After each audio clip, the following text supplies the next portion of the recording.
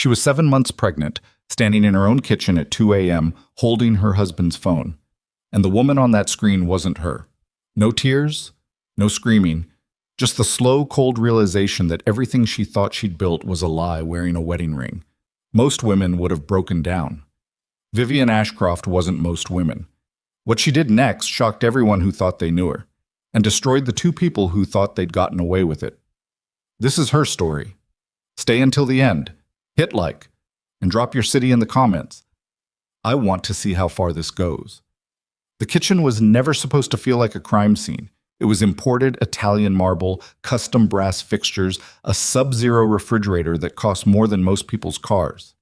Vivian had picked every tile herself, stood in 3 different showrooms arguing with designers about the difference between warm white and cool white, until Adrian had grabbed her hand and laughed and told her she was insane in the best possible way. That was 4 years ago. Back when she believed the things he said. Now it was 2:17 in the morning and she was standing barefoot on that same marble floor, 7 months pregnant, holding a phone that didn't belong to her, reading words that were never meant for her eyes. She hadn't meant to pick it up. That was the part she would keep turning over in her head for weeks afterward, the sheer, stupid accident of it. His phone had buzzed on the counter while she was getting water. She'd reached for her own glass and knocked his device toward the edge without thinking, caught it before it fell, glanced at the screen out of pure reflex. 1 line. That was all it took. I keep thinking about last Tuesday. Is she asleep? She didn't move for a long time. The refrigerator hummed.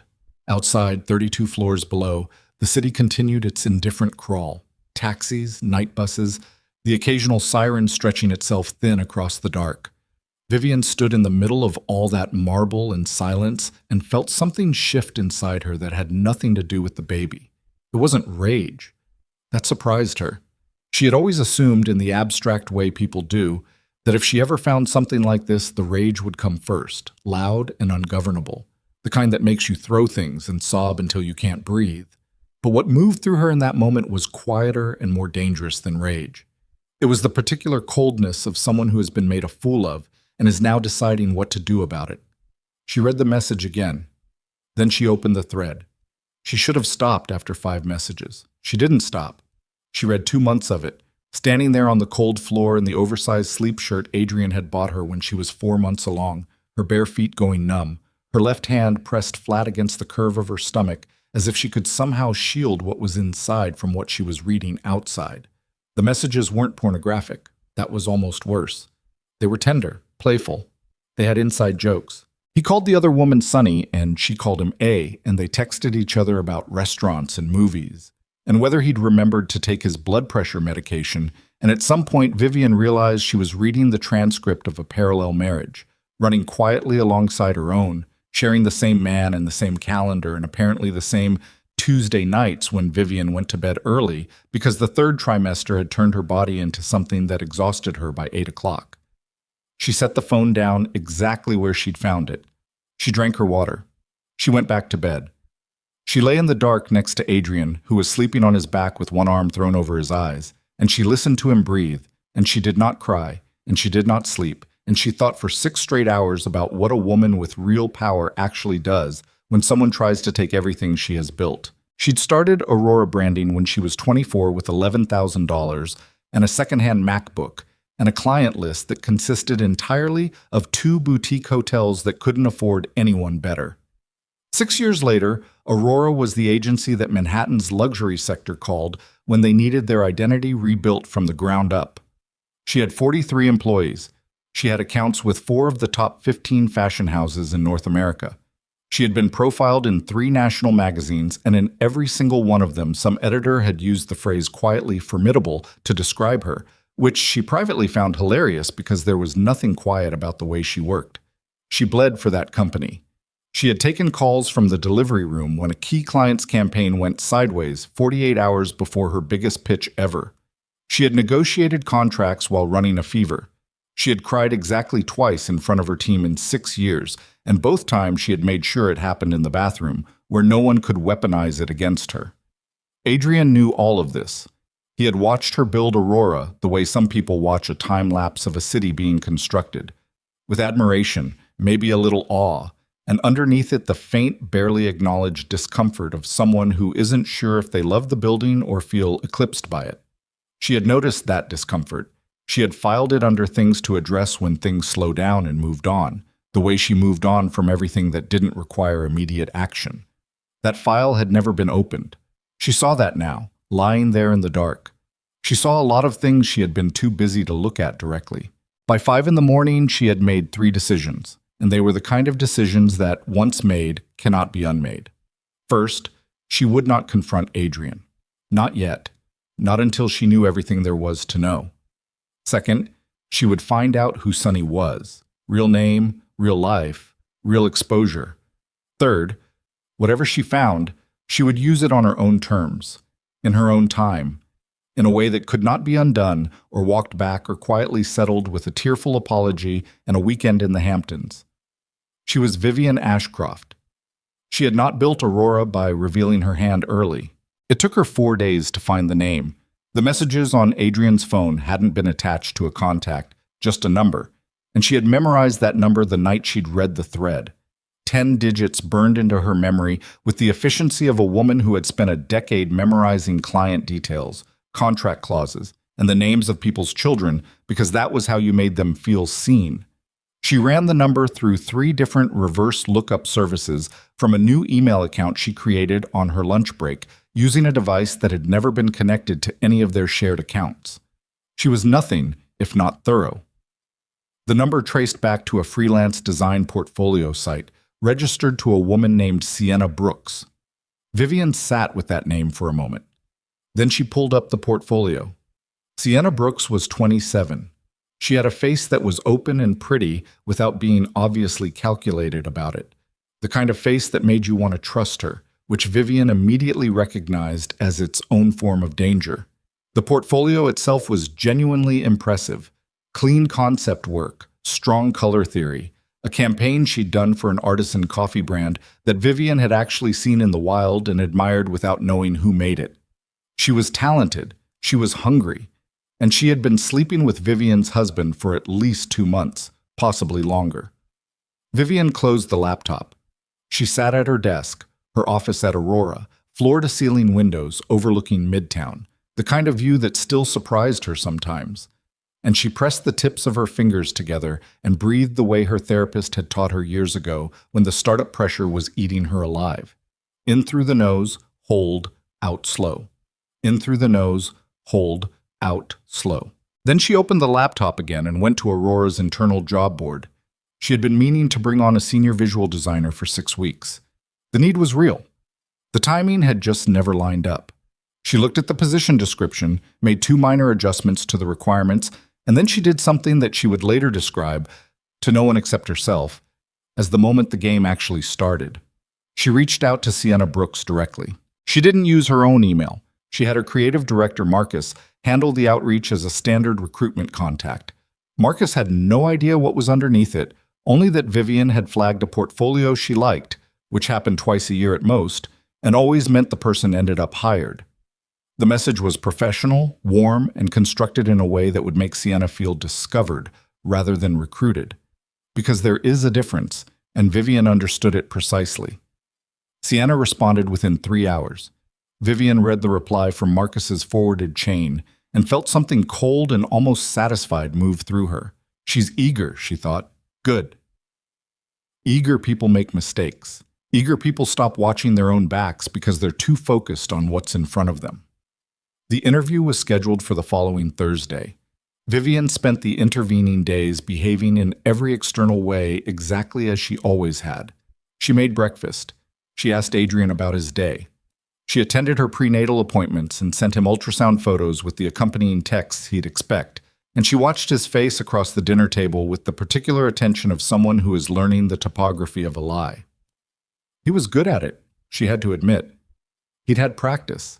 His smiles were almost right. His questions about her work had the right weight. Only twice did she catch something. A half-second delay in his expression when she mentioned she'd been reviewing new designer portfolios. A tightening around his jaw when she said she had a strong candidate coming in Thursday. But neither time did he ask a follow-up question, and she filed that away too. She filed everything now. She was building a case the way she built campaigns, methodically, with attention to what the audience would feel, not just what they would see. The day of the interview, Vivian was already at her desk by 7:30. By 9, she had reviewed Sienna's portfolio 3 more times. By 10, she had outlined exactly what the first 60 days of Sienna's employment would look like and what she intended to observe within them.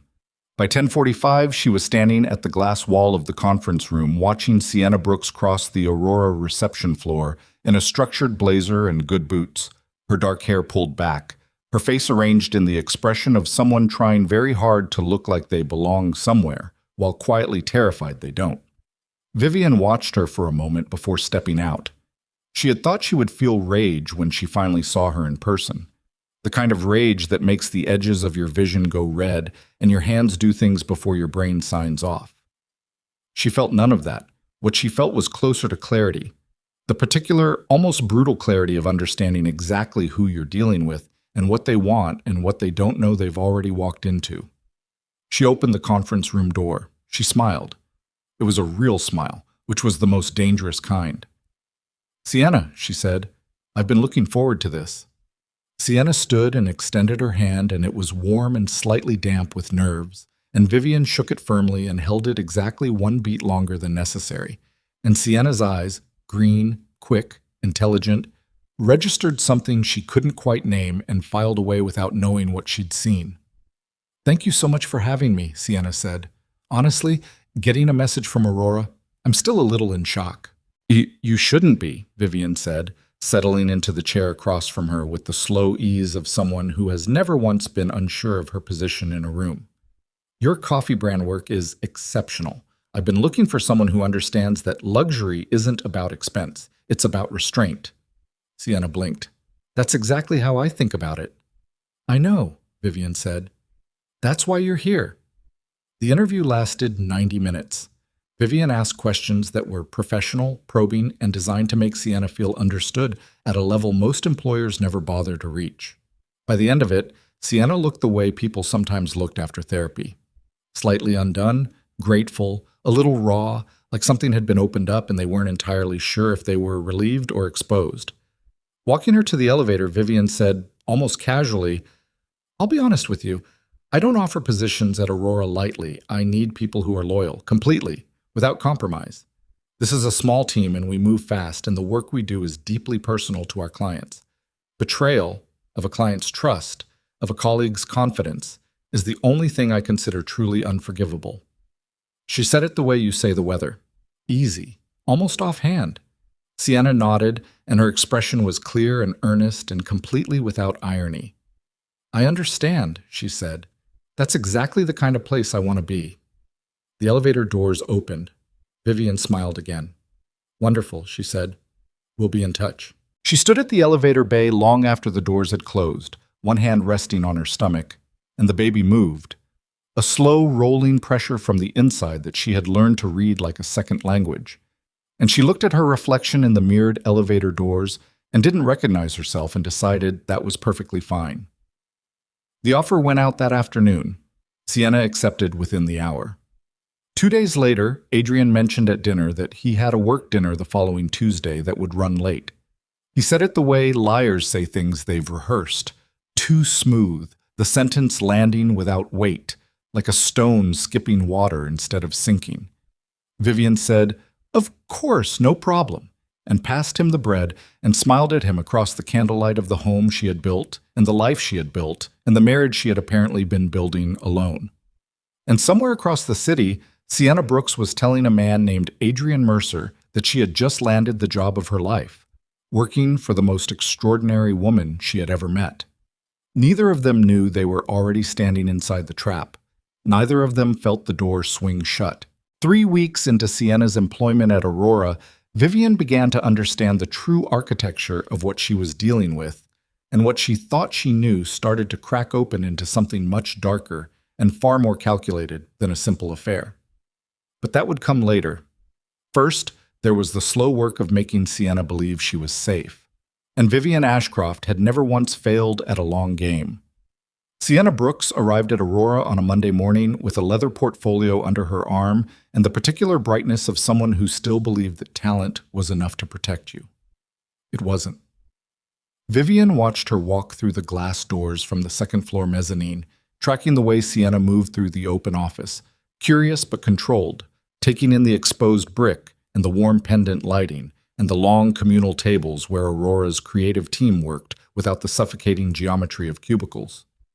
Sienna paused at the gallery wall near the entrance where Aurora's most celebrated campaign work was framed and mounted, and Vivian could see her reading each one carefully, the way someone reads a map of a country they're about to enter. She had no idea she was already being watched from above. Vivian turned away from the mezzanine railing and went back to her desk. Marcus had been tasked with onboarding. He was good at it, warm without being performative, clear about expectations without being bureaucratic about them. By noon, he had walked Sienna through the systems, introduced her to the team leads, and set her up at a workstation near the window with a view of the street below. Vivian had chosen that desk deliberately. It was the most isolated position on the floor that didn't look isolated. You could see it from Vivian's office through the interior glass panel if you were standing at a specific angle near the credenza. Vivian had measured that angle 3 days before Sienna started. The first week passed like a test Sienna didn't know she was taking. Vivian gave her a minor project, a rebrand mood board for a small jewelry client. Low stakes, the kind of work a senior designer could do half asleep. She gave her 4 business days and a brief so loose it was almost meaningless, watching to see how Sienna filled in the gaps when no one was directing her. On the 3rd day, Sienna knocked on Vivian's office door and asked 2 specific questions about the client's existing color language, and Vivian answered them with the economy of someone who gives only what was asked for and nothing more.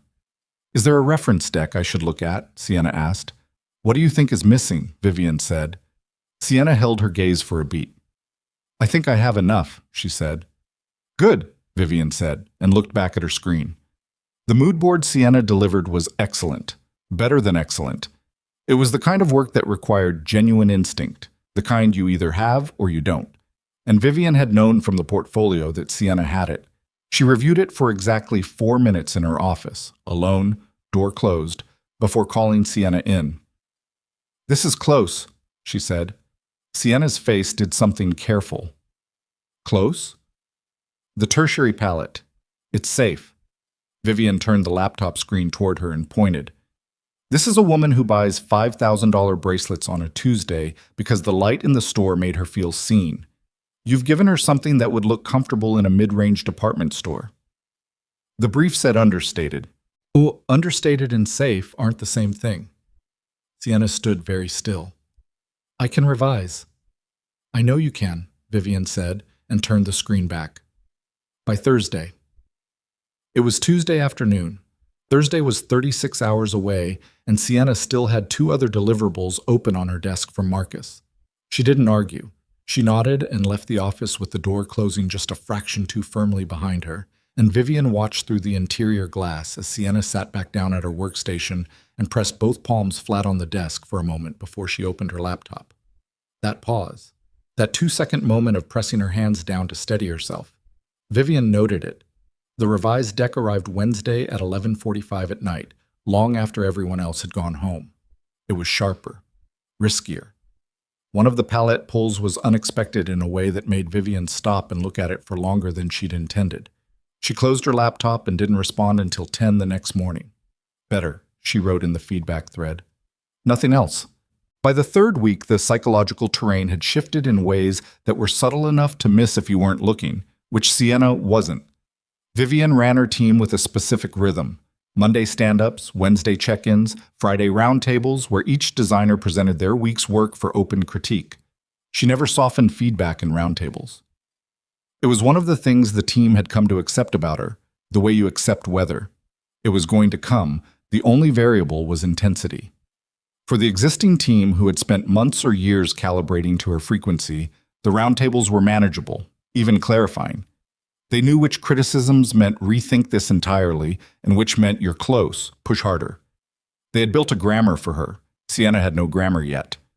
The first time she presented in a roundtable, Vivian let her go through the full deck uninterrupted, a courtesy she rarely extended, and then spent 7 minutes taking it apart with the precise, bloodless efficiency of a surgeon who doesn't dislike the patient, just the diagnosis. She did not raise her voice. She did not use words like disappointing or wrong. She used words like interesting choice and helped me understand the thinking here in a tone that made it very clear the choice was not interesting and the thinking had not yet arrived. The rest of the team was quiet in the specific way that people are quiet when they are very carefully not looking at the person being addressed. After the meeting, Marcus caught Vivian in the corridor. "She's going to think you hate her," he said. "She's going to think harder about her work," Vivian said. "Same thing, from where she's sitting." Vivian looked at him. "Is the work getting better, or isn't it?" He paused. "It's getting better." "Then we're doing our jobs," she said, and walked away. What she hadn't accounted for, not entirely, was how closely Sienna would begin to watch her in return. It started small. Sienna began arriving earlier, not dramatically, just 15 or 20 minutes ahead of when she'd been coming in, which put her in the office during the window when Vivian was usually working alone and the floor was quiet. She started taking her lunch at the small table near Vivian's office rather than going out with the rest of the team. She stopped asking Marcus questions and started waiting for moments when she could ask Vivian directly, always with a professional pretext, always brief, always in a way that could be read as mere diligence. Vivian registered all of it. She understood what Sienna was doing in the way that a chess player understands a gambit, not as an accident, but as a move. Whether Sienna was conscious of the strategy or simply following some deep-wired instinct for proximity to power, the effect was the same. She was inserting herself into Vivian's orbit with the slow, patient persistence of a plant growing toward light. This could have been professional admiration. Women built careers on proximity to extraordinary mentors. Vivian herself had done it once, with a difficult, brilliant woman who had taught her more in 18 months than she'd learned in 4 years of school. So the instinct wasn't wrong. But Vivian knew something Sienna didn't, which was that the woman she was studying, the woman she was pressing herself toward like she could absorb her by proximity, was also the woman whose husband she had been sleeping with every Tuesday night for at least 2 months. The geometry of it was almost beautiful in its grotesqueness. It was on a Wednesday in week 4 that Adrian began to understand something was wrong. He didn't know yet what kind of wrong. He was still living in the comfortable, slightly paranoid fog that long-term liars inhabit, always alert for the specific danger they've anticipated, always blindsided by the one they haven't. He was watching for signs that Vivian suspected him, the traditional signs: coldness, reduced affection, questions about his schedule delivered in a particular tone. He wasn't seeing any of those things. What he was seeing was something that didn't fit his threat model, and it disturbed him in a way he couldn't name. Vivian was fine, not performatively fine, not brittle bright fine, but genuinely, steadily, frighteningly fine. She was sleeping well. She was eating. She was interested in the nursery. She asked him good questions about his work and listened to the answers. She was warm in the way she had been when they first got together, before Aurora started consuming the margins of every day, and she laughed at things and reached for his hand across the table, and none of it felt forced. It terrified him. He was on the phone with Sienna on a Thursday night, standing in the bathroom with the water running, the thing he always did, the water running, as if acoustics were the only risk. And he said, "Has anything changed at work? Anything weird?" "What do you mean weird?" Sienna said. "I don't know. With your boss." A short silence. "She's intense. You know that." "Intense how?" "Like, the work is never enough. It's close, it's almost right, revise this, rethink that. I'm working until midnight half the time." A pause. "Why are you asking about her?" "No reason," he said. "Just wondering how it's going." Another silence, longer this time. "Adrian, you're not telling me something." "I'm just making conversation." "You don't make conversation," she said, and there was an edge in it, not quite accusation, but adjacent. "You call me to talk about specifics. What's going on?" "Nothing," he said. "Go to sleep." He hung up before she could push further. He turned off the tap and stood looking at himself in the bathroom mirror. A good-looking man in a good suit in a good apartment who had made a series of decisions that he was only now beginning to understand might be catastrophic. And behind him, through the cracked door, he could hear the faint sound of Vivian moving in the kitchen, the soft knock of a cabinet closing, and he felt something cold settle in the center of his chest. He went back to bed, He lay next to his pregnant wife in the dark, and he could not sleep, and she was breathing slow and even beside him, and he stared at the ceiling for 2 hours. The confrontation between Sienna and Vivian, when it finally came, didn't announce itself. It arrived sideways the way the worst things always do. It was a Friday roundtable, week 5. Aurora was in the final stretch of a major rebrand for a high-end hospitality group called Reverie. Hotels, spas, private members clubs, the kind of client that remade an agency's portfolio for a decade. The campaign launch was 8 weeks out. Every member of the creative team was working at capacity, and then some, and the room that Friday had the specific fraying energy of people who had been running too hard for too long and were starting to resent the pace and each other in equal measure. Sienna had been assigned the Centerpiece print series, a 6-image campaign that would anchor the entire Reverie rebrand's launch materials. It was more than most senior designers got in their first 2 months anywhere. Vivian had given her the assignment in week 3 without explanation, and Sienna had understood it as a sign of trust. Without understanding, it was also a test with a very specific failure condition built in. She presented the 6 images on the conference room screen, and they were good. The room felt it before anyone said anything. That slight adjustment in posture when people see something working, the unconscious lean forward. Marcus caught Vivian's eye and looked quickly away because he knew better than to telegraph. Vivian let Sienna finish. She let the silence sit for a moment. Then she said, "The 3rd image." Sienna looked at the screen. "What about it?" "Pull it up full screen." Sienna did. It was the strongest piece in the series. A lone figure in an empty hotel corridor, shot in warm amber tones, the geometry of the space doing something quiet and extraordinary with longing. "This is a different photographer than the others," Vivian said. Sienna's expression didn't change. "I sourced additional reference material. The brief gave me latitude on visual." "I know what the brief gave you," Vivian said. "I wrote it." She stood and walked to the screen, not touching it, just standing near it, her voice dropping to something quieter and therefore harder to ignore. "The issue isn't the photograph. The issue is that this image is not in the approved reference library, which means it wasn't cleared, which means if it ends up anywhere in client materials, we have a licensing problem." "It was for reference only," Sienna said. "I wasn't planning to submit the actual—" "You presented it in a client direction deck," Vivian said. "In this room, with the client's name on the title slide." The room was very still. "I'll replace it," Sienna said, and her voice was level, but her jaw was tight and her color was slightly high.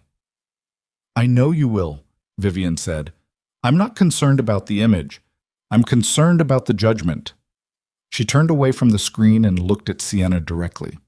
"We work with clients whose entire brand value rests on trust. A licensing mistake isn't a mistake. It's a liability, for them and for us.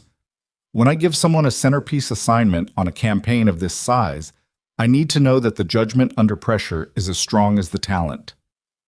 "It was a reference image," Sienna said again. The words were flat now, worked down to bone. "You said that." Vivian picked up her folder from the table. "The rest of the series is strong. Revise the 3rd by Monday." She looked around the table. "We're done." People started gathering their things with the hurried relief of students after an exam. Sienna sat still for a moment, just a moment, barely noticeable, with both hands in her lap and her eyes on the screen and her jaw working in a way that suggested she was very carefully not saying something. Marcus glanced at Vivian on his way out.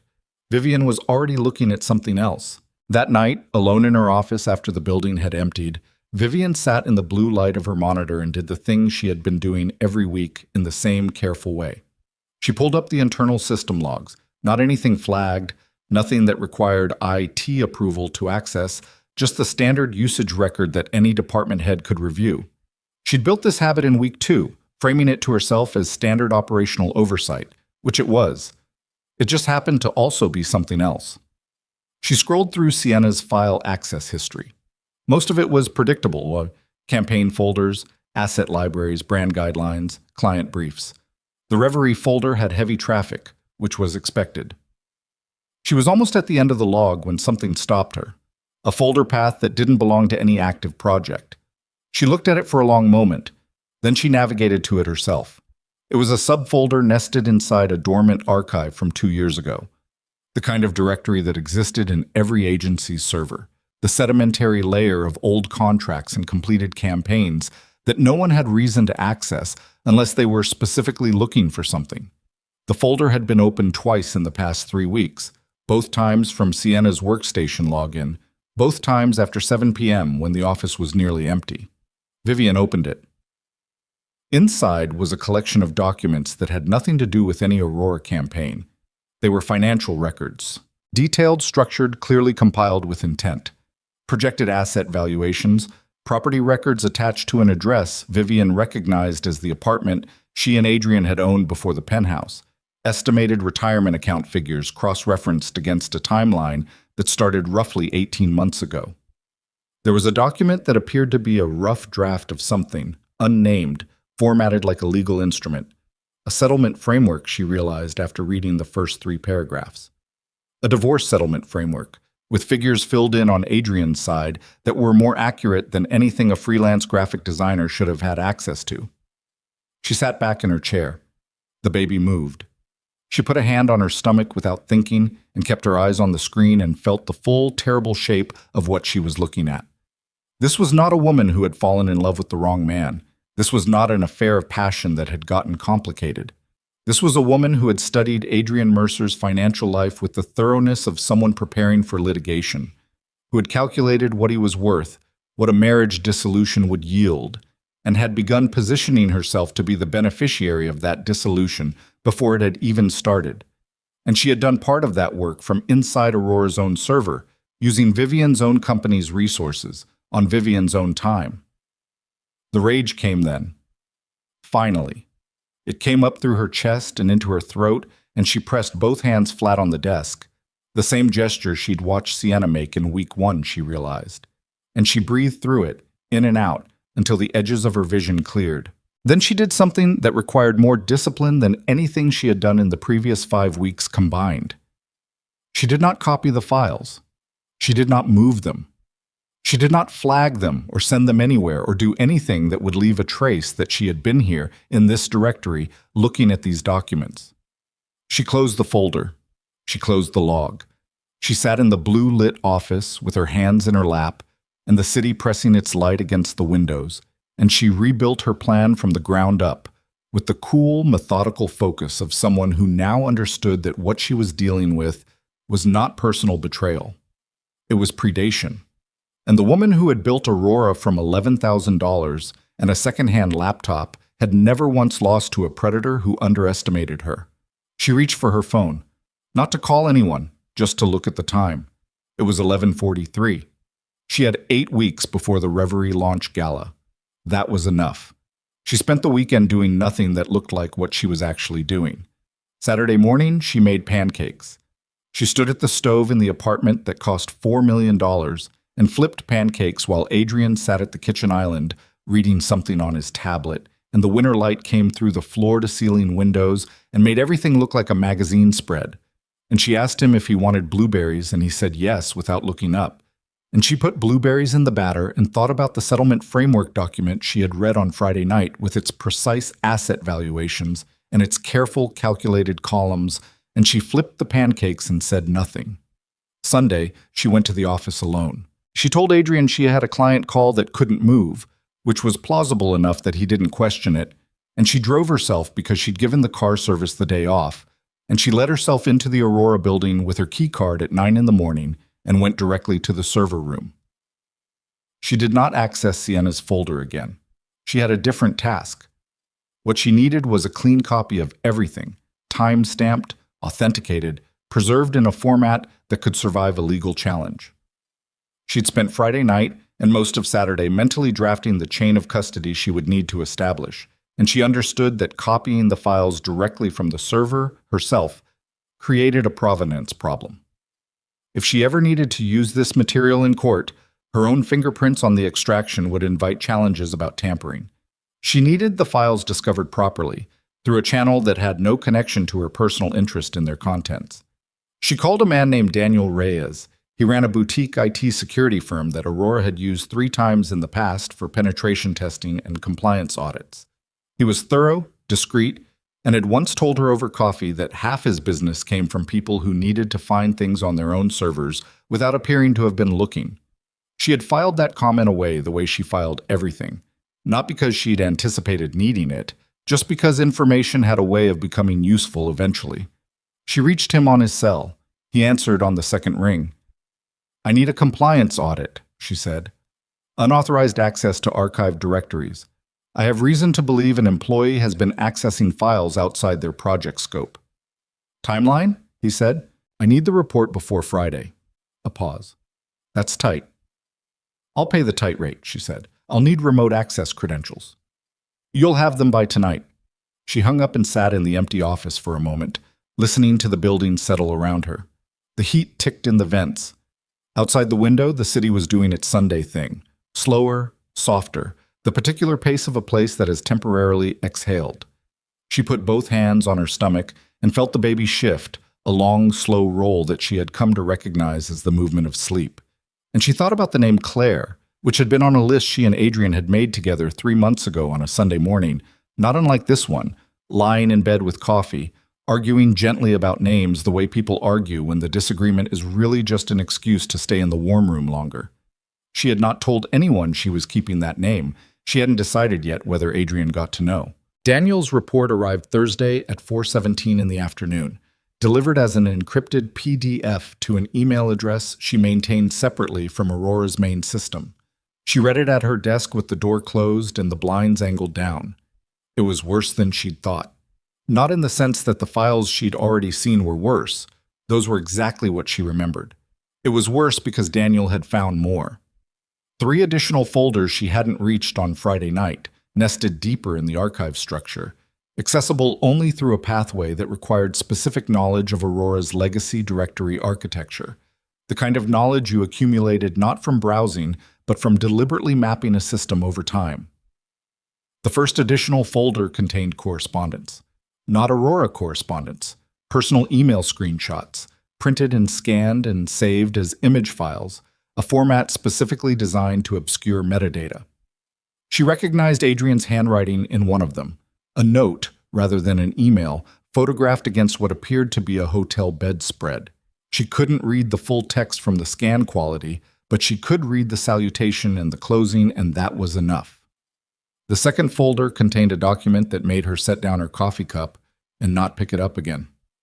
It was a timeline, a detailed, month-by-month timeline spanning 2 years, beginning 8 months before Sienna had started at Aurora, which meant 8 months before Vivian had recruited her, 8 months before any of this had started from Vivian's end.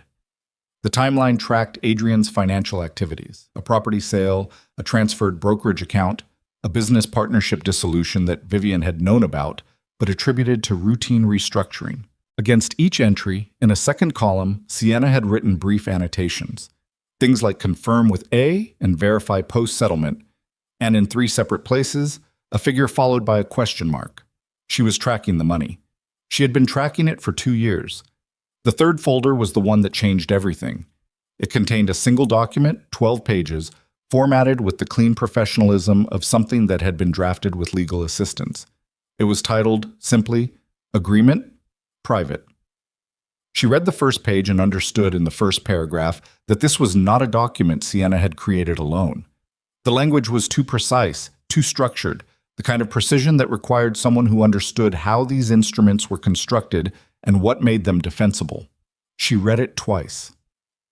By the time she reached page 12, her hands were completely still, and her face was completely still, and the office around her had taken on the quality of a place she was observing from a slight distance, the way you observe things when your body is absorbing something too large to process in real time. The document was an agreement between Sienna Brooks and Adrian Mercer, dated 14 months ago. It outlined a plan, there was no other word for it, in which Adrian would initiate a divorce proceeding citing irreconcilable differences, would transfer a specified set of premarital assets to a jointly controlled holding account in the 3 months prior to filing, and would subsequently enter a relationship with Sienna that would be formalized within 18 months of the divorce finalization. In exchange, Sienna agreed to a set of conditions she'd apparently negotiated with some care, including a property arrangement, a percentage of the holding account, And she had to read this part 3 times before she believed it, a clause that addressed the matter of any children from the current marriage and the degree to which custody arrangements might be structured to minimize financial obligation. They had planned this, both of them. Not an affair that had complicated itself. A coordinated strategy, drafted and signed and stored to dismantle her marriage, strip her assets, and reduce her unborn child to a line item in a financial negotiation. Vivian closed the PDF. She opened it again. She read the date again. 14 months ago. She had been trying to get pregnant for 6 of those months, going to appointments Adrian had driven her to, holding his hand in waiting rooms, receiving the news at month 7 that it had worked while Adrian stood next to her in the doctor's office with his hand on her shoulder and his eyes bright in a way she had believed completely. She closed the PDF. She sat for a long time. The thing about a certain kind of shock is that it doesn't announce itself with sensation. It doesn't feel like falling. It feels like the sudden, total absence of a sound you'd stopped noticing, like a refrigerator cutting off in the night and the silence where the hum was being so complete and so wrong that it wakes you. Vivian sat in her office, and the city moved outside the window, and she understood that the game she thought she had been playing was not the game that had actually been played. She had believed herself to be the strategist. She had believed she was the one who had seen the board clearly and moved first. She had recruited Sienna. She had constructed the trap. She had spent 5 weeks conducting a careful, methodical operation against 2 people who didn't know they were targets. None of that was wrong, but it was also insufficient because the war had started 14 months before she'd known there was a war. She called Daniel Reyes. "The report," she said, "the 3rd folder. I need to know if there are any other copies of that document outside the Aurora server." "I can check for email transmissions from the associated accounts," he said. "That requires a broader scope." "Do it," she said. "And Daniel? I need to know if any of those files were accessed from an external IP address at any point. Anything that would indicate the contents were shared outside this building." A silence. "Ms. Ashcroft, I want to make sure I understand the scope of what you're asking me to—" "I'm asking you to do your job," she said. "Send me the supplemental report by Monday." She hung up. She went home. She had no choice. It was Thursday evening, and not going home would itself be a signal, and she was not ready to signal anything to anyone. She took the elevator up to the 32nd floor and let herself in, and Adrian was already there, standing at the kitchen counter with a glass of something amber, jacket off, tie loosened, the posture of a man unwinding from a day he found difficult. "Hey," he said, looking up. "You're late." "Client ran over," she said. "You look tired." "I'm 8 months pregnant," she said. "I look exactly like what I am." He almost smiled. "Fair." He turned back to whatever he was doing with the glass. "I made reservations at Landrace for Saturday, that place you've been wanting to try." "That's nice," she said. She set her bag down by the door and took off her coat and hung it in the entry closet and did all of this with the same steadiness she had used all week, all month, all the week since the night she'd found the messages. But it was different now. Before, her steadiness had been the weapon. Now it was the only thing keeping her upright. She went to the bathroom and ran the tap cold and put her wrists under it and looked at herself in the mirror above the sink. She looked like a woman who had been told something she couldn't unhear. She looked like a woman standing on the far side of a line she hadn't chosen to cross. She turned off the tap. She dried her hands.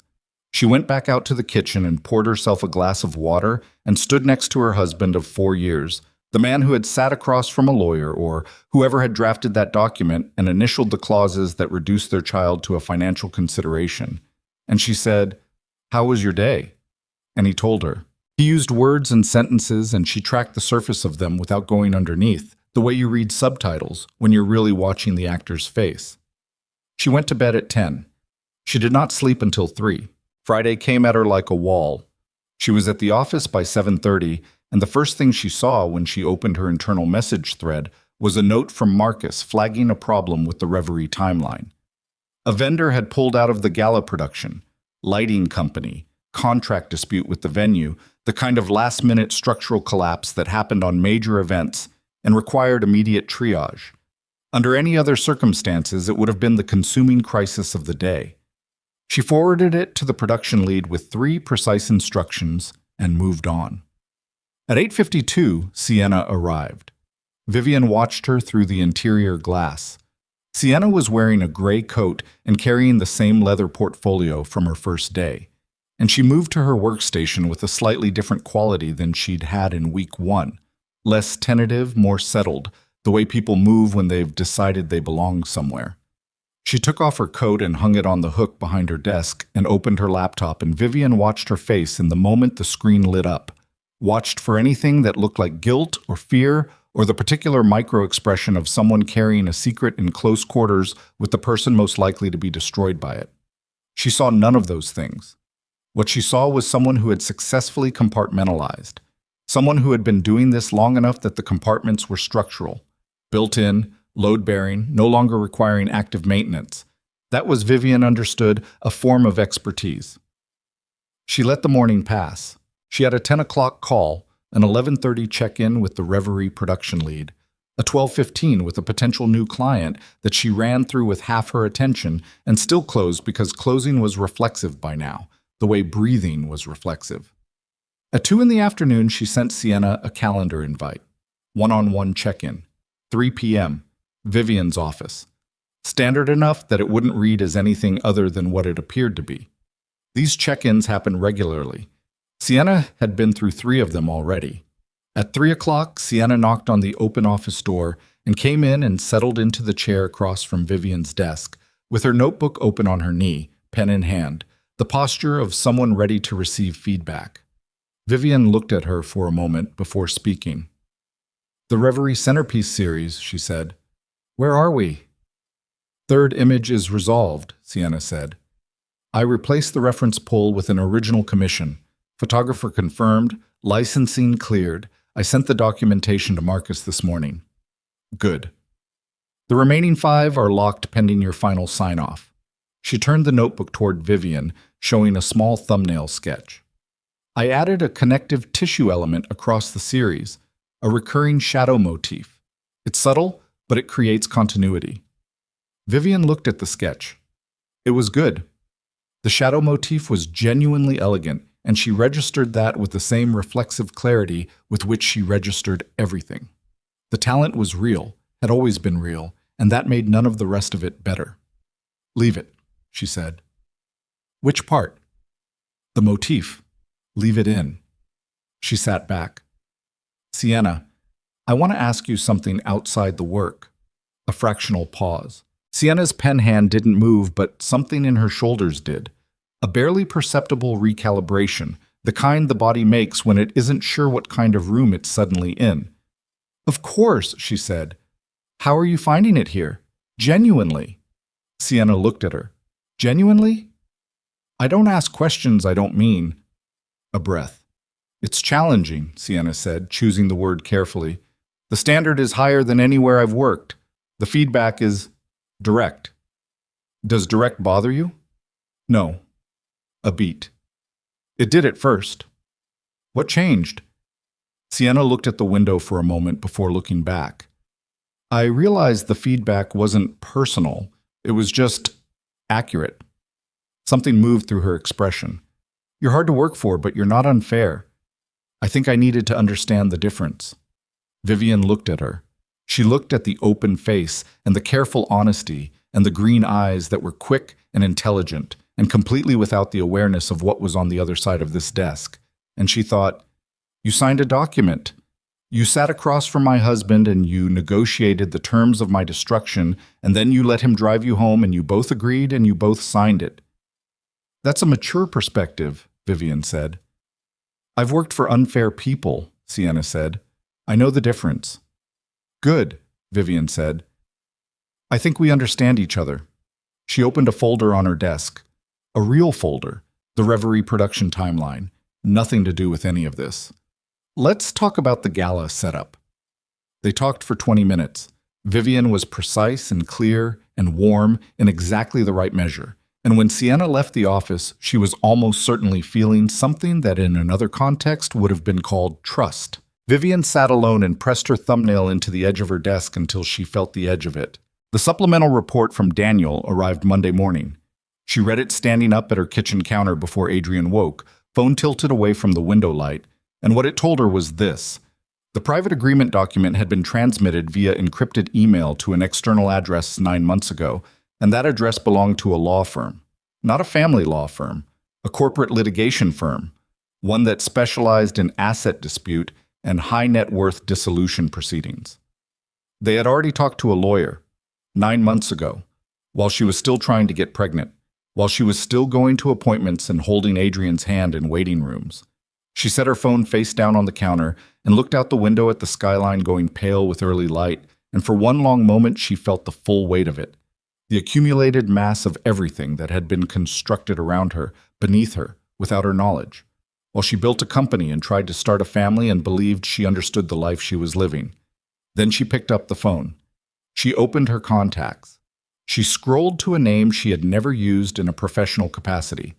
A woman named Catherine Voss, whom she had met at a fundraiser 18 months ago and whom she knew, because Vivian knew things about people the way other people knew the weather, to be the most aggressive divorce attorney in the city. She typed a text. 4 words. I need to meet.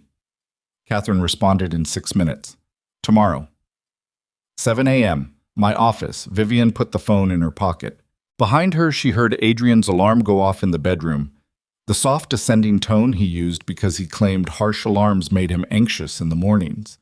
And she heard him move, heard the particular rhythm of him getting up, and she turned toward the kitchen and started the coffee because that was what she did every morning, and she was not going to stop doing the things she did every morning until the exact moment she was ready, and she was not yet ready. But she was close. The Reverie Gala was in 6 weeks.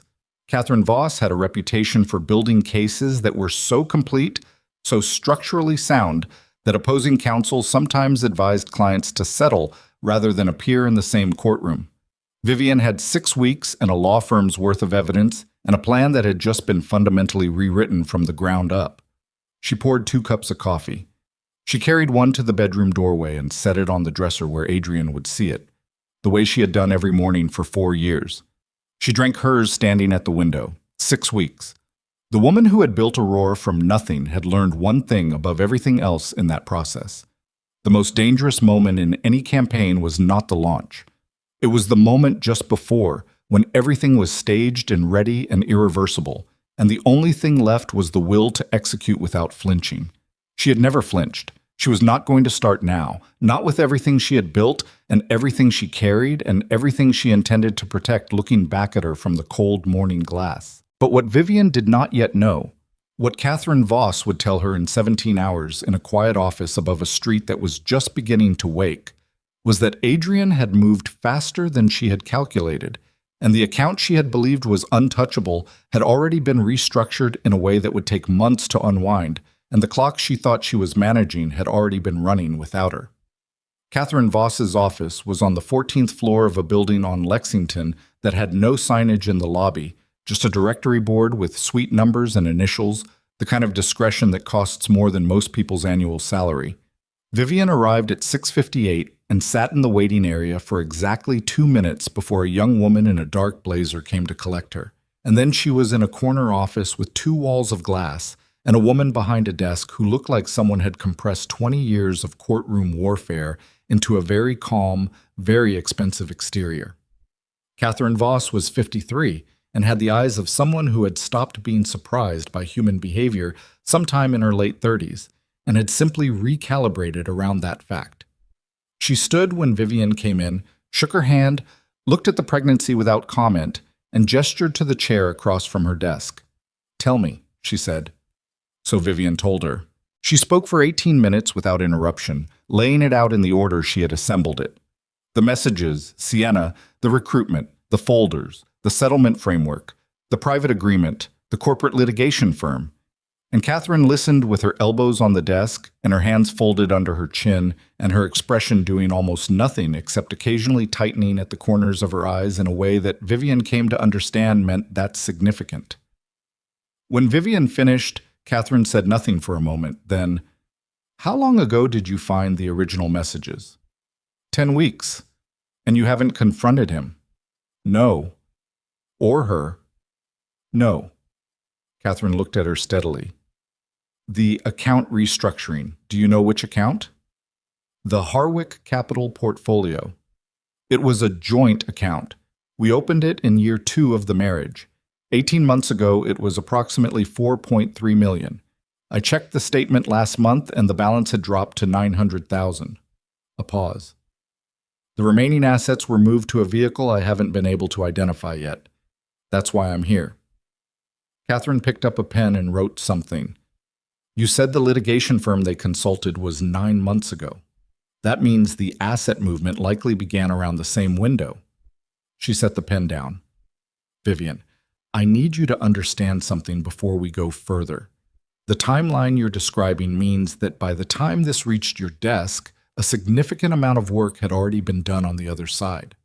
Whoever they retained, Wes, and we can find out who, has had 9 months to structure this. 9 months of preparation against 10 weeks of yours. I know, Vivian said. That's a gap. I know what it is, Vivian said. I need to know if it is closable. Catherine looked at her for a moment with the particular assessment of someone who is deciding how much truth the person across from them can actually hold. With what you've brought me, she said slowly, and with what I can obtain through discovery, yes. But the window is narrow. She leaned back. The private agreement document. You have a certified copy from the IT audit? Authenticated, time-stamped, with full chain of custody documentation. And it's signed. Both signatures.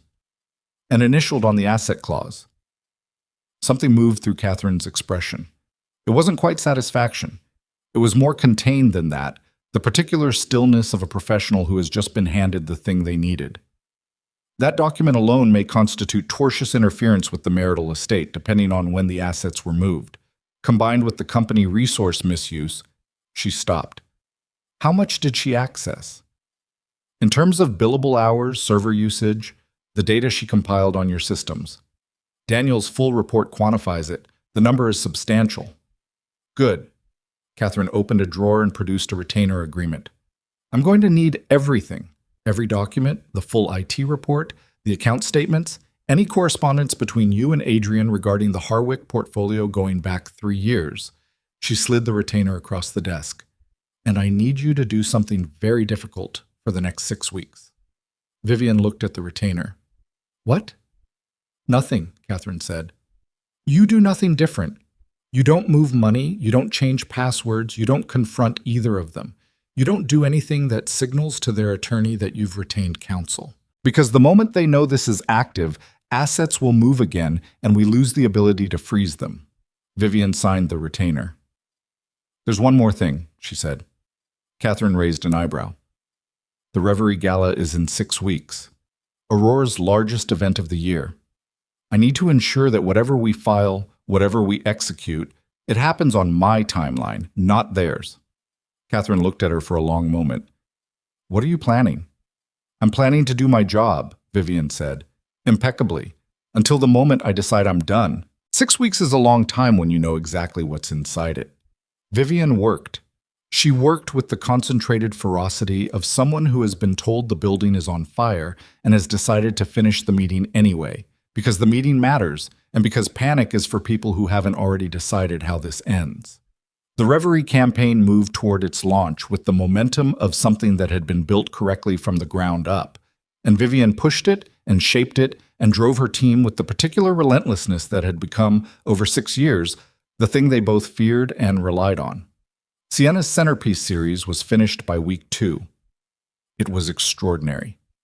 Vivian looked at the final 6 images on the large monitor in the conference room and felt the specific pain of acknowledging genuine talent in someone you are in the process of dismantling, and she acknowledged it internally, filed it, and moved forward.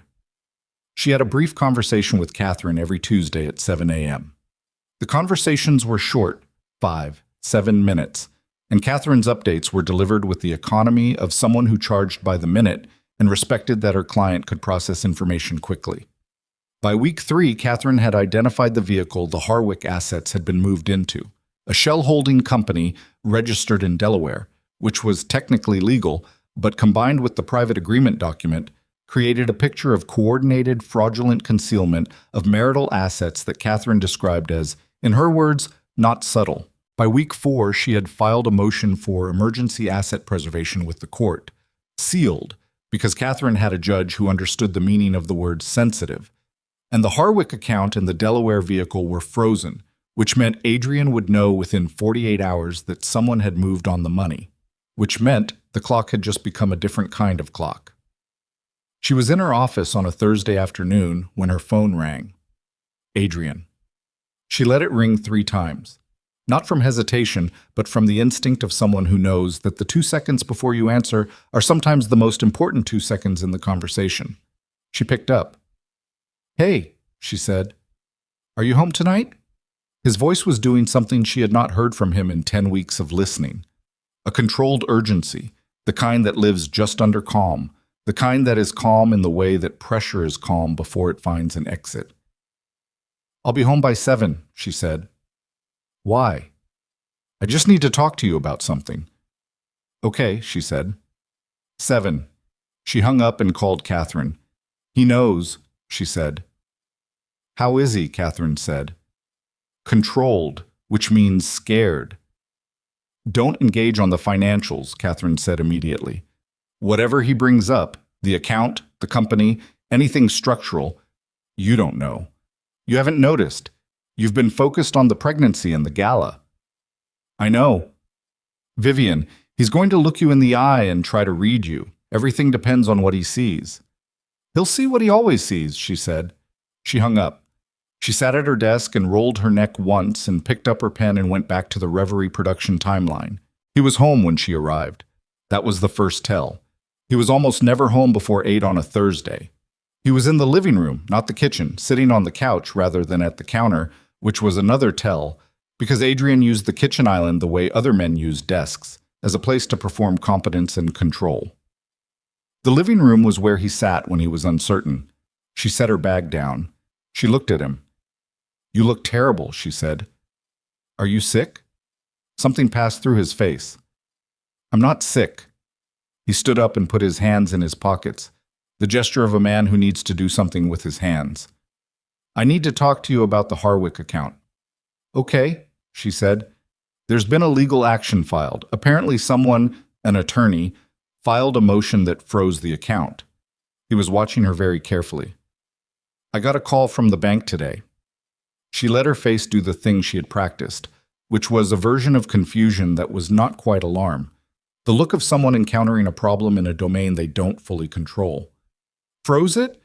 Why would someone file a—" She stopped. "Which attorney? Ours?" "Not ours," he said. "Someone filed against it, which would mean—" He stopped. "Vivian, did you talk to anyone about our finances?" "Talk to anyone?"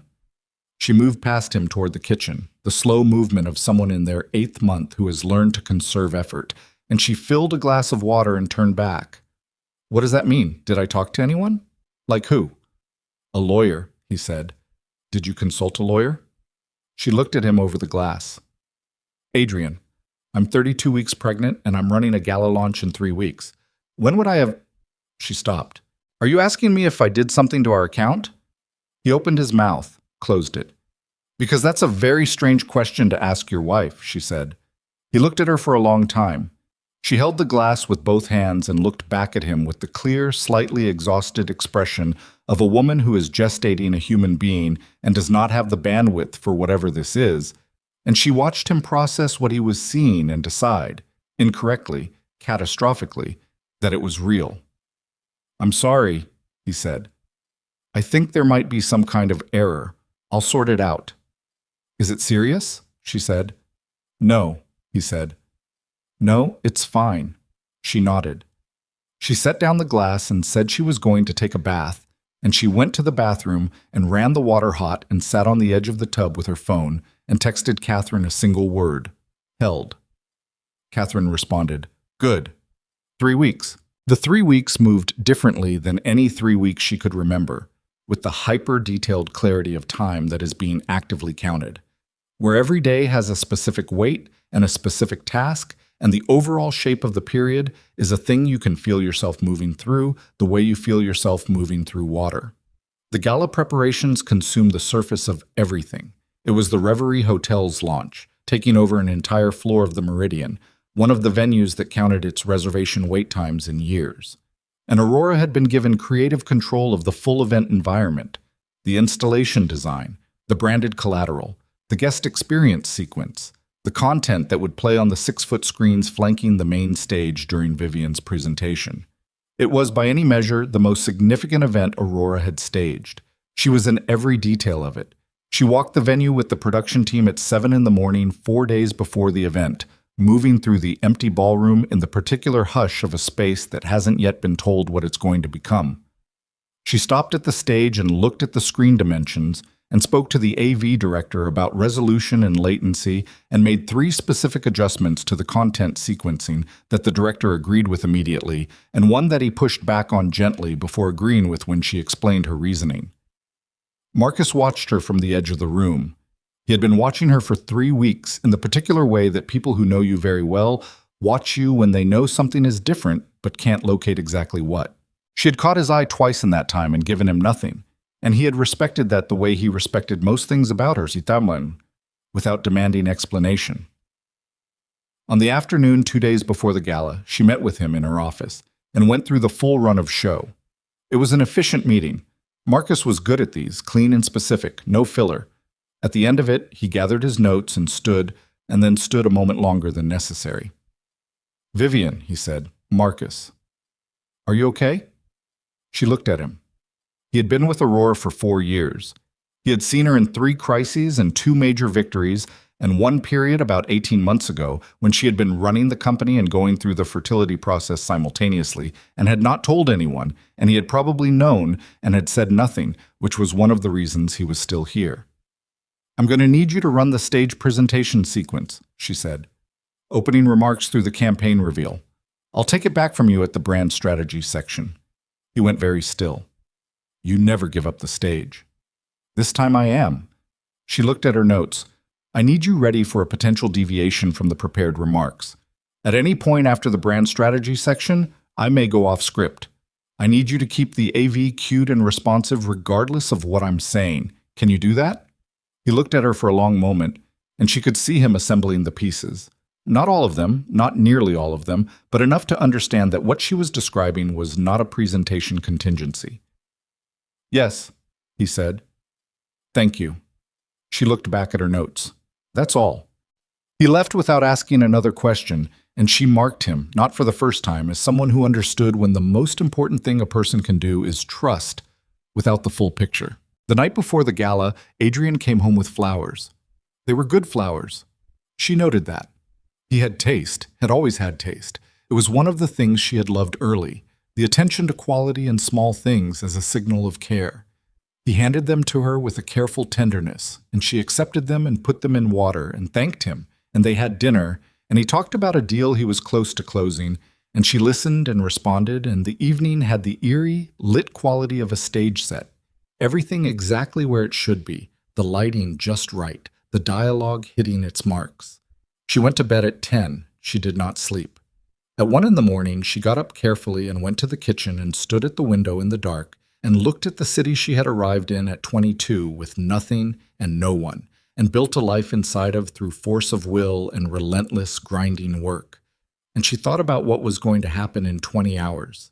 And she thought about Claire, and she thought about the woman she had been 10 weeks ago standing at this same window, not yet knowing what she knew, and she thought, this is the last night it looks like this. She went back to bed. She lay beside Adrian in the dark. She breathed slow and even, and she did not touch him, and he did not wake. The gala started at 7. By 6:15, Aurora's entire event team was on site, moving through the Meridian Ballroom with the coordinated intensity of people who have been prepared for something long enough that the preparation has become its own language. Vivian arrived at 6:20, and the room responded to her entrance the way rooms that have been built around someone respond when that person walks in. A slight, unconscious reorientation, people turning toward her without deciding to, the axis of the space adjusting. She was in a deep navy dress that accommodated the pregnancy without apologizing for it, her hair pinned simply, jewelry minimal. She looked like exactly what she was, a woman at the height of what she had built, on the night it was most visible. Sienna was already there, managing the screen content station from a table near the left stage wing. She was wearing a black blazer and her dark hair was down, and she had the intent focus of someone who is performing competence with everything they have because the stakes feel enormous. They were enormous. She just didn't know yet what made them so. Vivian walked past her without stopping, and Sienna said, "Everything's loaded and queued. The sequence is ready." And Vivian said, "Good," and kept moving.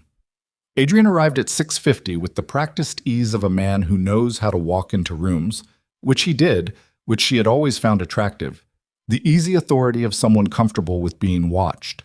He found her near the entrance and kissed her cheek and said she looked beautiful, and his hand on her arm was warm, and she let it be there. Guests began arriving at 7. By 7:40, the room was the specific fullness that Vivian had calibrated the guest list to produce.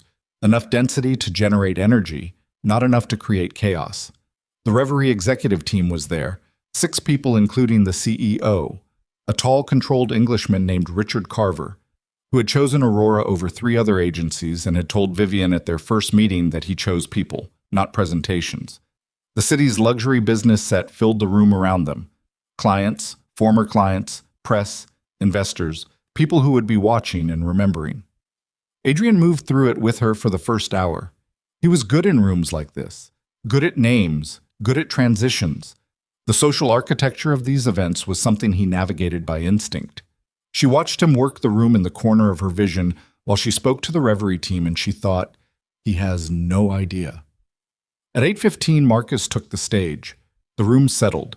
He delivered the opening in the warm, grounded tone that he was exceptional at, contextualizing the Reverie partnership, the scope of the rebrand, the work Aurora had done over the past months. Vivian stood near the front and listened and watched the room, and the room was responding correctly.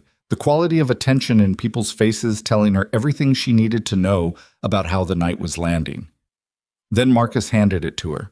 She walked to the stage and the room gave her the particular applause of people who mean it, and she stood at the podium and looked out at 400 people and found Adrian standing near the center of the room with a glass in his hand, and her eyes moved past him to the left wing, where Sienna was seated at the content station with her eyes on the screen, and then she looked back at the room. She spoke for 6 minutes about Reverie, about luxury as restraint, about what it means to build a brand that makes people feel seen rather than simply witnessed. It was a good 6 minutes. She could feel it landing, the rhythm right, the room with her. Then she paused. The pause was a beat longer than a transitional pause, just long enough that the quality of the room's attention shifted, a slight lean forward, a collective sensing of something changing. She looked at Marcus in the wing. He gave her the smallest nod. "Before I show you the campaign," she said, and her voice was even, completely even, carrying through the room without effort, "I want to tell you something about what this past year has actually looked like. Because the work we make is never separate from the lives we live while we make it. And the truth of what I've been living while building this campaign is something I've decided I no longer want to carry quietly." The room was absolutely still. Adrian's glass stopped moving halfway to his mouth. "I've spent the last 10 weeks learning that the 2 people I trusted most, the man I married and a woman I employed, had been working together for over a year to take apart my life, my assets, and the future of my child before she was even born. Not a sound, not a chair, not a glass. I have documentation, I have a legal team, and I have, as of tonight, already initiated proceedings that most of you in this room will read about in the morning." She paused. "But tonight, I want you to see it." She looked at Marcus. The screens behind her changed, and Sienna Brooks, at the content station in the left wing, looked up at the screens and saw her own name on a document she had believed was hidden in an encrypted corner of a dead archive, and the blood left her face so completely and so fast that the man standing next to her actually reached out to catch her arm because he thought she was going to fall. And she didn't fall. She just stood there with her hand over her mouth, staring at the screen as 400 people in the room turned from the document to the stage and back again in the slow, terrible rotation of people trying to understand what they are witnessing. And Adrian Mercer stood in the center of the room with his glass still raised and his mouth slightly open, and his face doing something that had no name in the vocabulary of a man who has spent his entire adult life being the one who walks into rooms and commands them, because the room was no longer his, had never been his. had always been hers, and she had simply been waiting until tonight to make that undeniable. Vivian stood at the podium and looked at him across the room, and for one moment, just one, she let him see her face without the performance, without the steadiness, without the armor. And what he saw there was not hatred. It was something far more final than that. The screen stayed up for 40 seconds.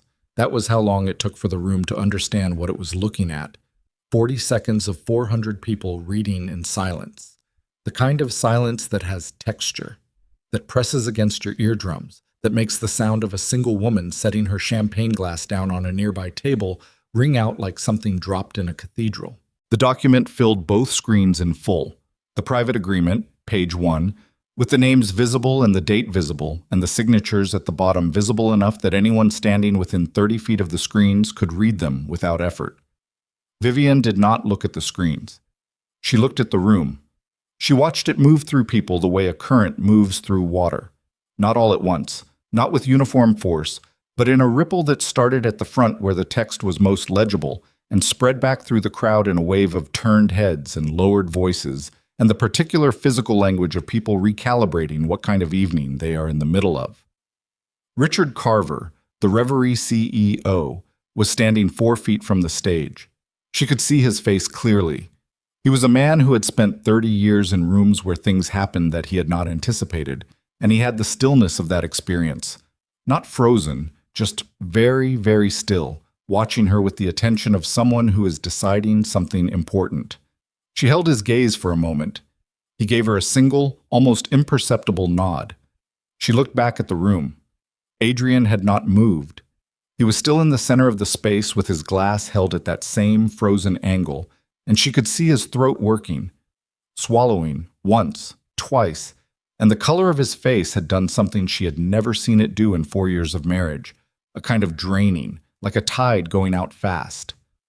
Around him, people had begun to step back. Not dramatically, not consciously, but with the instinctive social physics of people who do not want to be standing next to the man named on those screens. He was alone in the center of a room full of people. Vivian let that stand for another 10 seconds. Then she said into the microphone, her voice still level, still carrying, "Marcus, next slide." The screens changed. The Reverie campaign came up.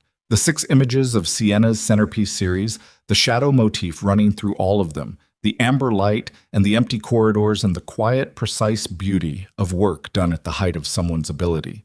The room took a collective breath that was different from the previous silence.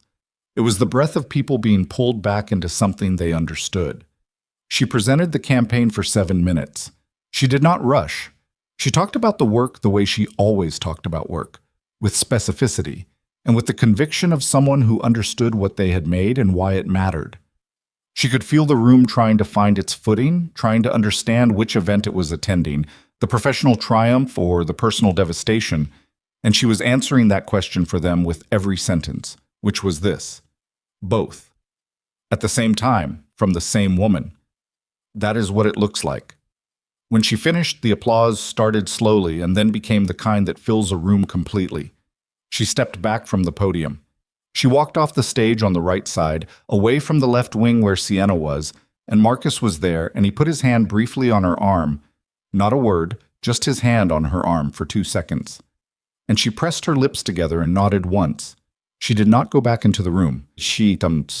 There was a small anteroom off the service corridor behind the stage, used by catering staff during events, and she went there and closed the door and stood in the fluorescent quiet of it, with a folding table and 3 stacked chairs, and the smell of industrial cleaning solution, and she put her back against the wall and slid down it slowly until she was sitting on the floor with her knees up and her hands in her lap and her head back against the wall, and she sat like that for a long time.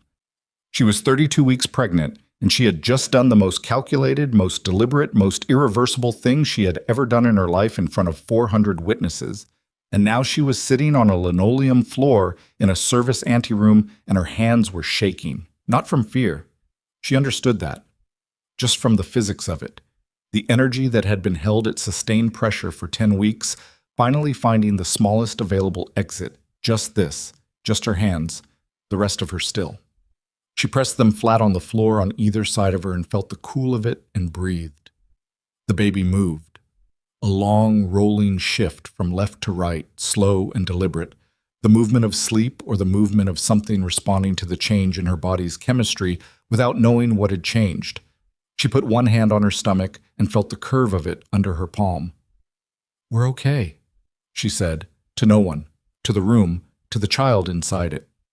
"We're okay." The door opened. She looked up. It was Catherine Voss, which meant Catherine had been in the room tonight, which meant Vivian had known she would be and had sent her a ticket 3 weeks ago and had never mentioned it because there had been nothing to say about it that wasn't already understood. Catherine looked at her on the floor and did not comment on the floor. She crouched down, which was a thing Vivian would not have predicted Catherine Voss would do in a gown that cost what that gown cost. And she crouched and looked at Vivian at eye level. "The asset freeze is holding," she said. "I just spoke to the duty attorney. Adrian's counsel has been notified. Apparently he called them from the room." "Of course he did." "The Delaware vehicle is locked. We have everything we need to proceed." Vivian nodded. "Sienna was removed from the building," Catherine said. "Security managed it. She didn't make a scene." A pause. She looked like someone who had just understood something for the first time. "She understood it," Vivian said.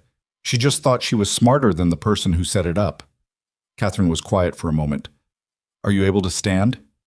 "In a minute?" Catherine sat down on the floor next to her. Not against the wall, just on the floor, her legs folded sideways, her gown pooling around her. It was such an unexpected gesture that Vivian looked at her. "I've been doing this for 22 years, Catherine said. "I've seen people do what you just did in courtrooms, in depositions, through handwritten letters that got entered into evidence. I've never seen anyone do it like that." "I needed witnesses," Vivian said. "You had witnesses." "I needed the right witnesses. People who would remember it as a business event, not a domestic one. People who would understand that what happened tonight wasn't a wife falling apart. It was an executive closing an account." Catherine looked at her for a moment. "Is that how you're going to remember it?" Vivian turned her head and looked at the wall across from her. The cleaning solution smell. The stacked chairs. The folding table with a half-empty water bottle on it that belonged to some catering staff member who would come back to find this room had been briefly borrowed for something they'd probably never hear the full story of.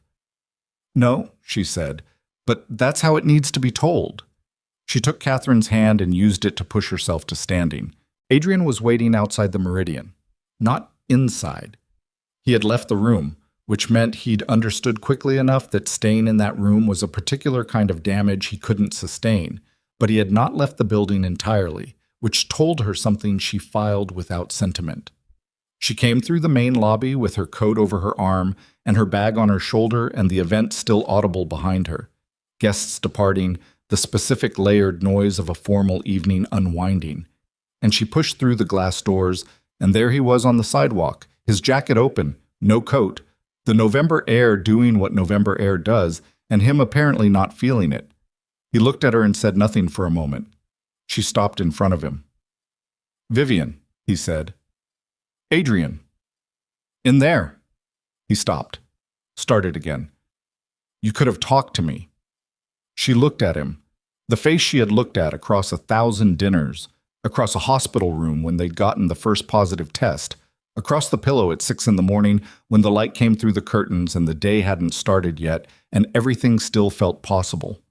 She looked at that face and she understood that she was not going to feel what she had expected to feel, which was the deep, satisfying weight of conclusion.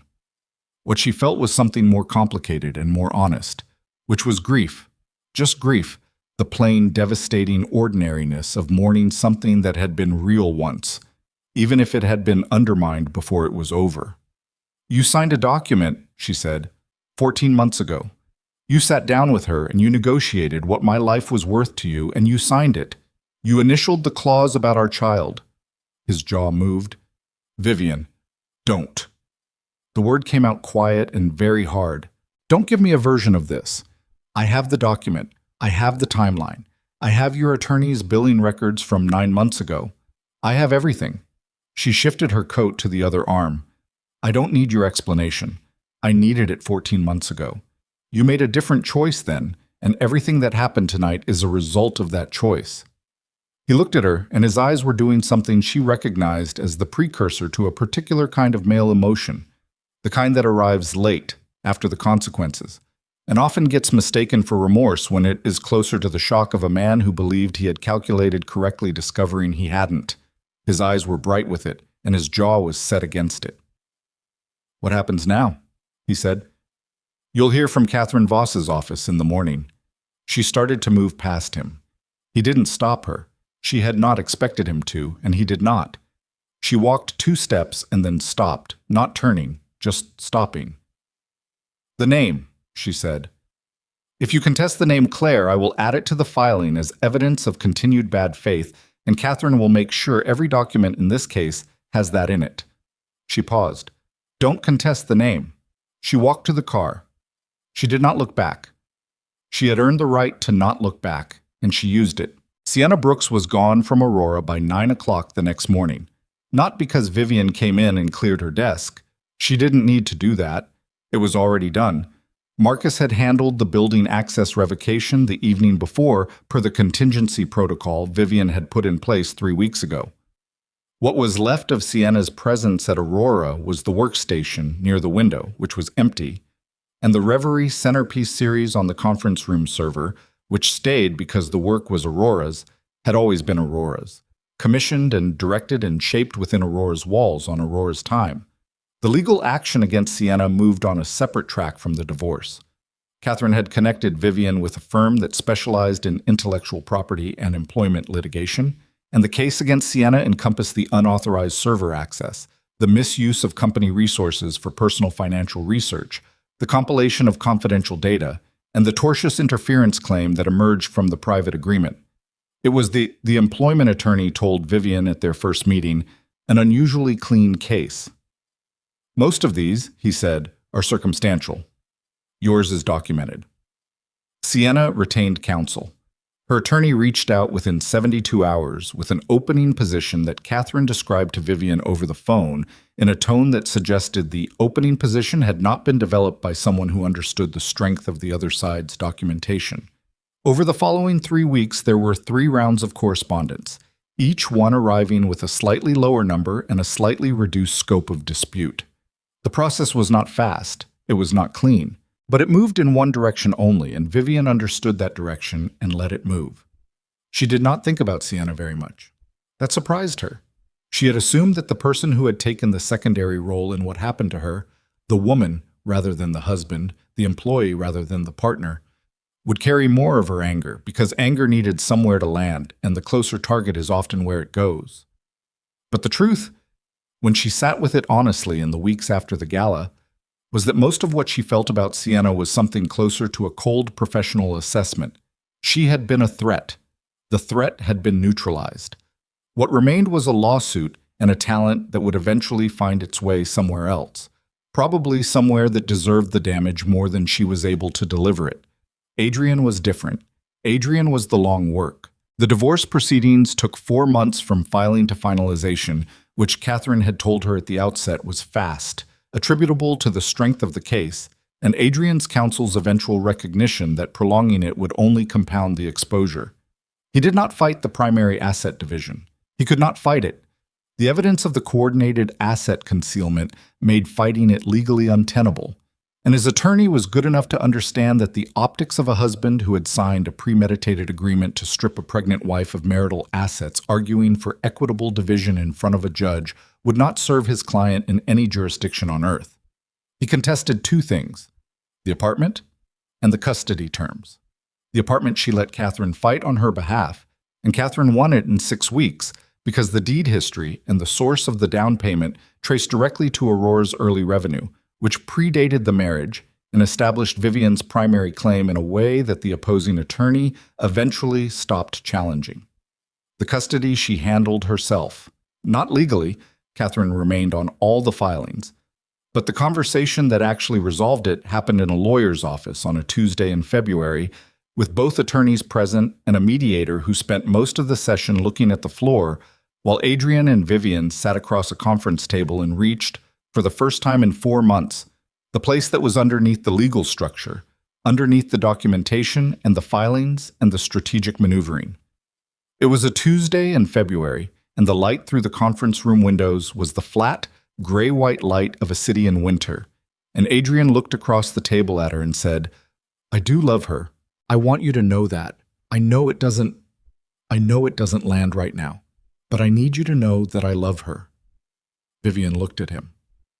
"I know," she said, and she meant it. That was the terrible part. She knew it was true, and it was true alongside everything else that was true. And the coexistence of those things was something she had spent 4 months learning to hold without letting it collapse her. A person can love a child they haven't met yet and still have signed a document reducing that child to a financial clause. The love doesn't cancel the document. The document doesn't cancel the love. Both are real. Both have consequences. "Then be her father," Vivian said. "Whatever else you are or aren't, be that correctly."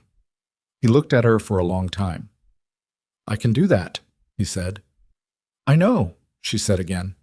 The custody arrangement was structured around that conversation. Liberal visitation, shared holidays, a communication framework that went through their respective attorneys for the first year, and then, if both parties agreed, could be restructured. Vivian had not softened it in a gesture of forgiveness. She had structured it because Claire would need a father who was functional and present, and because a custody arrangement built on punishment tends to collapse under its own bitterness, and because, though she would not have said this to Catherine or Marcus, or anyone except perhaps herself at 4 a.m. when the baby was awake and the apartment was quiet, she had not wanted to become the kind of woman who uses a child as leverage. She had seen what that made people into, and she had made her choice. She made her choices. That was what she had at the end of it. Not vindication, not the clean satisfaction of a wrong fully righted, not the relief she had imagined justice would bring. Just her choices, made clearly, with her eyes open, carried forward. Claire Ashcroft was born on a Thursday in March at 6:22 in the morning. 7 pounds, 3 ounces. Dark hair. The kind of emphatic, furious cry of a child who has been required to make a major transition and has opinions about it. The delivery nurse said she had a set of lungs on her, and Vivian, lying back against the pillow in a state of physical depletion so complete it had gone past exhaustion into something that felt almost like peace, said, "Good, she'll need them." Marcus was in the waiting room. He had insisted in the particular understated way that Marcus insisted on things. Not asking, just appearing. In this case, appearing at the hospital at 5 a.m. with coffee and the information that he would wait regardless of how long it took. She had not told him to go home because she had wanted him there, and because some things are allowed to be simple. She held Claire for the first time in the particular specific way you hold a person who is brand new to existing, with the overcareful grip of someone who understands both how sturdy and how fragile the thing is. Claire's face was scrunched and emphatic, and already somehow opinionated, and Vivian looked at it and felt something she didn't have a word for. Not love, or not just love, but something more total than that. Something that reorganized the geography of everything. "Hey," she said very quietly. "Hey, Claire." Claire opened her eyes. Dark, unfocused, the eyes of someone just beginning the long project of learning what everything is. She looked in the general direction of Vivian's face, and Vivian looked back, and the room was very quiet, and the March light was just beginning to come through the window, still thin, still hesitant, the light of a day that didn't know yet what it was going to be. Aurora's revenue for the year following the Reverie Gala was 42% above the previous year. The Reverie campaign went on to win 3 industry awards, which Vivian accepted at a ceremony in April with Claire in the care of a night nurse at home, and Marcus beside her at the table, and a glass of champagne she held and did not drink because she was still nursing. And when they called her name, she walked to the stage, and she was 6 weeks postpartum, and she was tired in a way that was molecular, embedded in the tissue, and she accepted the award and stood at the podium and said less than people expected and meant everything she said. The Reverie CEO, Richard Carver, sent a handwritten note after the ceremony. It said, "I chose correctly." 3 words. She kept the note in the drawer of her desk at Aurora, not framed, not displayed, just there, in the drawer, under a folder. New clients came, some of them directly attributable to the gala, not despite what had happened there, but in several cases, because of it. She had not anticipated that. She had structured the evening as a reckoning, not a marketing event, And yet the thing that people took from it was not the scandal. It was her. The composure and the precision and the willingness to stand on a stage and be completely honest in a room full of people who had come for something else entirely. It turned out that what the luxury sector wanted from an agency, what they had always wanted and rarely found, was someone who could not be destabilized. She had proven that under conditions that most people would not survive professionally. They noticed. By August, Aurora had 47 employees and a waiting list for new business. Sienna's case settled in May. The settlement terms were confidential, which was standard, but the amount was significant enough that Sienna's attorney had ultimately recommended acceptance, and the non-disclosure attached to it prevented the details from entering public record. What entered public record instead was the judgment in the related employment matter, which was a matter of documentation rather than argument, and was resolved in Aurora's favor in 6 pages of a judge's order that Vivian read once and filed. She did not hear from Sienna. She did not expect to. Some doors, when they close completely, and the person on the other side of them understands that knocking is not an option. In September, when Claire was 6 months old and had developed a specific, imperious way of demanding attention that Vivian recognized as hereditary, she took a Saturday morning by herself for the first time in what felt like the entire year. She walked from the apartment, her apartment now, unambiguously, the mortgage restructured in her name, the rooms she had designed down to the tile carrying only her choices, and she walked the 32 blocks to a coffee shop she had been going to since before Aurora, since before Adrian, a narrow place with good light and bad chairs that had survived 3 rounds of neighborhood gentrification by being exactly what it was without apology. She ordered coffee. She sat by the window. She watched the street. She was 31 years old. She had a company and a daughter and a legal settlement and an industry reputation that had been altered by a scandal in a direction she had not entirely predicted. She had a drawer with a note in it that said, "I chose correctly." She had a name on a birth certificate that belonged entirely to her. She thought about the woman who had stood at the kitchen counter at 2:17 in the morning, holding a phone that didn't belong to her, reading words that weren't meant for her, feeling something she hadn't yet understood was the beginning of the most defining chapter of her life. That woman had thought she was about to be destroyed. She had been wrong about what was happening to her, which was not destruction, but excavation. The catastrophic, necessary removal of everything that had been built on a foundation she hadn't known was false, so that what was underneath could be seen and stood upon. The foundation was her, had always been her. She drank her coffee. She watched a woman across the street try to fold a stroller one-handed while talking on the phone, fail twice, laugh at herself on the 3rd attempt, get it, keep moving. She thought about Claire, about the particular weight of her this morning when she'd handed her to the day nurse, the specific density of a person who has no concept yet of loss or deception or the distance between who someone appears to be and who they are. Claire would learn those things. That was unavoidable. The world was the world, and children grew into it with whatever equipment their parents could give them. What Vivian intended to give her was this: the example of a woman who found out what she was made of under conditions that were designed to break her, and who had not broken, and who had stood in the rubble of the life she'd thought she had and built something truer from it, not because it was easy or noble or because she had come through it without cost, but because she was her mother's daughter, and she did not know how to do anything else. She finished her coffee. She put on her coat. She walked back through the September streets, the city doing its perpetual indifferent thing around her, the light hitting the buildings at the particular angle of early fall, the air just beginning to carry the first suggestion of cold, and she felt the ground under her feet, solid and specific, and she walked on it, and the city moved around her, and she went home. The elevator opened on the 32nd floor. She let herself in. From the second room, she could hear Claire awake, not crying, just making the exploratory, self-directed sounds of a child engaged with the existence of her own hands. Vivian set her keys on the entry table and hung her coat and walked through the apartment toward the sound. She stood in the doorway of the nursery. Claire was on her back in the crib, holding both feet, examining them with the total concentrated seriousness of someone who has just discovered something important. The morning light came through the gauze curtains and fell across the crib in long, warm panels.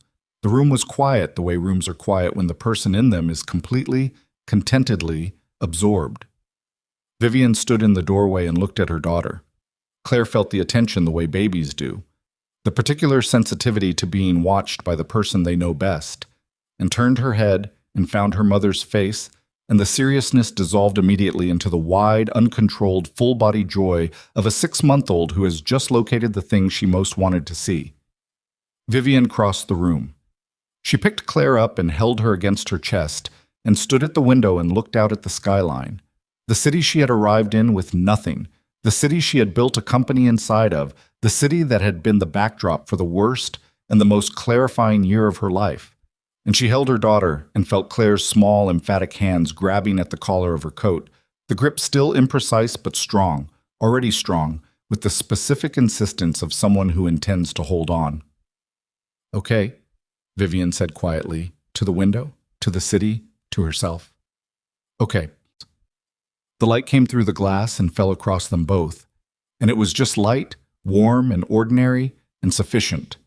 And the city moved below them the way it always had and always would, indifferent and alive. And Vivian Ashcroft stood in it, holding everything she had left to lose and everything she had chosen to build. And for the first time in a very long time, maybe the first time since a kitchen at 2 a.m. and a phone that didn't belong to her and a message that broke the world open, she did not need the next move. She was already exactly where she needed to be.